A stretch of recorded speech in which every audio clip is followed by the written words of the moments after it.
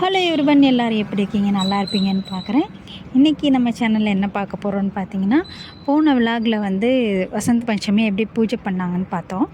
இந்த தடவை வந்து வசந்த் பஞ்சமி 2 நாள் வந்தது. அதனால் அடுத்த நாளும் பார்த்திங்கன்னா அந்த சிலை வச்சுருந்தாங்க. முன்னாடிலாம் வருஷம் ஒரு நாள் தான் வச்சுருப்பாங்க. ஏன்னா அந்த பஞ்சமி திதி வந்து ஒரு நாள் இருக்கனால ஒரு நாள் வச்சுருந்தாங்க. இந்த தடவை பார்த்திங்கன்னா 2 நாள் வச்சுருக்க மாதிரி வந்துடுச்சு. ஸோ 2 நாள் வந்து பூஜை நடந்துச்சு. இதுதான் மார்னிங் வந்து இப்படி தான் பூஜை பண்ணிகிட்டு இருந்தாங்க. நீங்கள் முதல் நாள் பார்த்த மாதிரி தான் அடுத்த நாளும் காலையிலே பூஜை பண்ணிவிட்டு சாமியை வந்து அடுத்த நாள் வந்து கரைச்சிருவாங்க. பூஜை பண்ணிவிட்டு இப்போ கலசெல்லாம் பார்த்திங்கன்னா கலசத்தெல்லாம் கலைச்சி அந்த தண்ணி எல்லாத்தையும் தெளிக்கிறாங்க பாருங்கள். சிலை எடுக்கிறதுக்கு முன்னாடி இந்த மாதிரி சாமியை வந்து ஒரு ஆட்டுவாங்க. அப்படின்னா சிலை எடுக்க போகிறோம் அப்படின்னு அர்த்தம் போல். அதுக்கப்புறம் இந்த கலசம் வச்சுருந்தாங்கள்ல, அந்த இலை மாவிளை தேங்காய் அதை அந்த தண்ணி வந்து எல்லாத்தையும் தெளிச்சு விடுவாங்க. அந்த சாமியை கொஞ்சம் முன்னாடி எடுத்து வச்சுட்டு இந்த மாதிரி வெத்தலையில் தொட்டு அந்த வெத்தலையை பின்னாடி போட்டுருவாங்க. இது மாதிரி ஒவ்வொருத்தரும் பூஜை பண்ணி கடைசியாக கரைக்க கொண்டு போவாங்க. இப்போ பண்ணுறாங்கள்ல, அவங்க தான் இதை வந்து ஆர்கனைஸ் பண்ணுற ஹெட்டு. அவங்க தான் ஃபஸ்ட்டு இந்த பூஜையை பண்ணுறாங்க. அடுத்தது பார்த்திங்கன்னா லைன் நிற்கும், பெரிய க்யூவாக நிற்கும். எப்படியும் ஒரு 1/2 hour ஆகும். நீங்கள் ஏற்கனவே துர்கா பூஜை பார்த்துருந்தீங்கன்னா அதில் இந்த மாதிரி தான் பண்ணுவாங்க.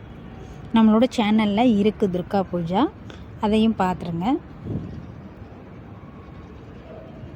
ஸோ அவங்க வந்து இப்போ பூஜை பண்ணிக்கிட்டு இருக்காங்க.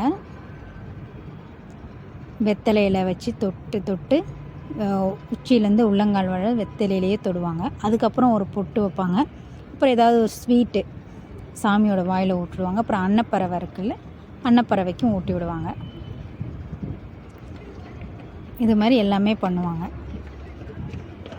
இந்த தடவை மட்டும்தான் 2 நாள் வசந்த் பஞ்சமி வந்திருக்கு. மற்ற நாள்லாம் பார்த்திங்கன்னா ஒரு நாள் தான் இருக்கும்.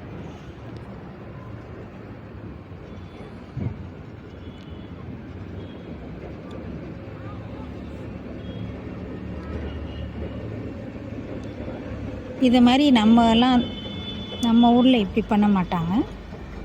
வேறு மாதிரி சாமி கும்பிடுவோம் சரஸ்வதி பூஜையை. இங்கே இந்த மாதிரி கும்பிடுவாங்க. ஆக்சுவலி இது பெங்காலிக்காரவங்க தான் பண்ணுவாங்க.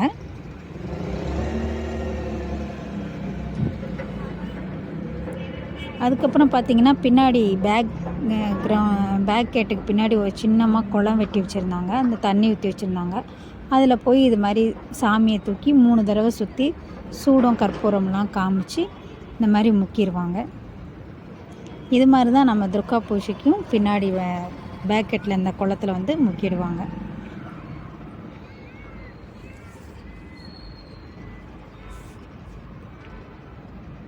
இது மாதிரி தான் எல்லா பூஜைகளும் நடக்கும். ஆக்சுவலி இது பெங்காலி பண்ணுறது.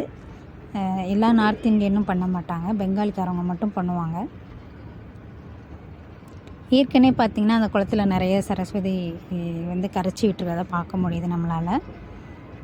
இந்த மாதிரி 3 டைம் சுற்றுவாங்க. சுற்றிட்டு உள்ளே கொஞ்சமாக ப்ரெஸ் பண்ணி விட்டுருவாங்க சாமியை. அதுக்கப்புறம் சாமிக்கு வச்சுருந்த மாலை, கும்பம், கலசம் எல்லாத்தையும் இந்த தண்ணியோடையே விட்டுருவாங்க. இது கொஞ்ச நாள் கழித்து பார்த்திங்கன்னா அந்த தண்ணியெல்லாம் வெளியே எடுத்துகிட்டு அதில் இருக்க சாமி இதெல்லாம் வந்து இந்த சாமி கட்டை பொருள்லாம் இருக்கும்ல, அதெல்லாம் வெளியே எடுத்து போட்டுருவாங்க. அவ்வளோதான்.